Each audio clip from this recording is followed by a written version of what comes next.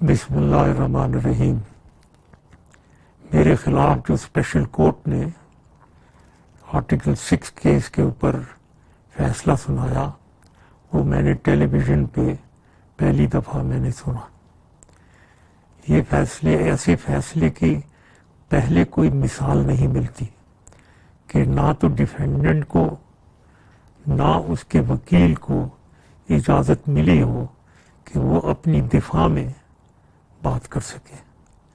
یہاں تک کہ میں نے یہ تک کہا تھا کہ اگر اسپیشل کمیشن کوئی ہو اس کو میں اسٹیٹمنٹ دینے کے لیے تیار ہوں، وہ ادھر آ جائیں میری اسٹیٹمنٹ لے لیں۔ اس کو بھی نظر انداز کیا گیا۔ میں اس فیصلے کو مشکوک اس لیے کہتا ہوں کہ قانون کی بالادستی کو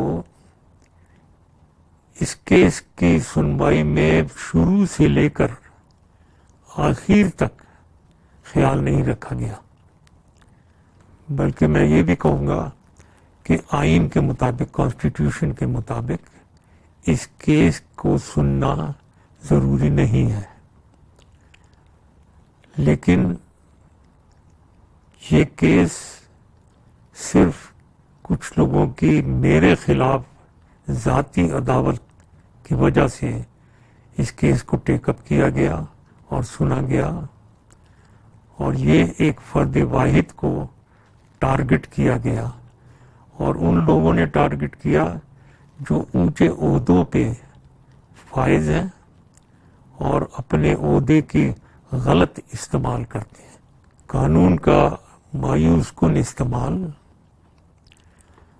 فرد واحد کو نشانہ بنانا اور واقعات کا اپنی منشا کے مطابق چناؤ کرنا، یہ ظاہر کرتا ہے کہ یہ لوگ کیا چاہتے ہیں۔ میں پاکستانی عدلیہ کا بہت احترام کرتا ہوں۔ چیف جسٹس کھوسا نے جب خود کہا کہ وہ قانون کی بالادستی میں یقین رکھتے ہیں اور ہر شخص قانون میں کے سامنے برابر ہوگا، اس میں میں بھی یقین رکھتا ہوں، لیکن میرے خیال میں چیف جسٹس کھوسا نے اپنا ارادہ اور اپنے عزائم خود ہی عوام کے سامنے یہ کہہ کر ظاہر کر دیا کہ میں نے اس مقدمے کے جلد فیصلے کو یقین بنایا۔ کیسے وہ جج جنہوں نے میرے زمانے میں اپنے لیے فوائد اٹھائے ہوں میرے ہی خلاف ججمنٹ دے سکتے ہیں؟ میں پاکستانی عوام اور پاکستانی آرم فورسز کا شکر گزار ہوں جنہوں نے پاکستان کے لیے میری خدمات کو یاد رکھا۔ یہ میرے لیے سب سے بڑا تمغہ ہے اور میں اسے اپنی قبر میں اپنے ساتھ لے کر جاؤں گا۔ میں اپنا اگلا لائے عمل اپنی قانونی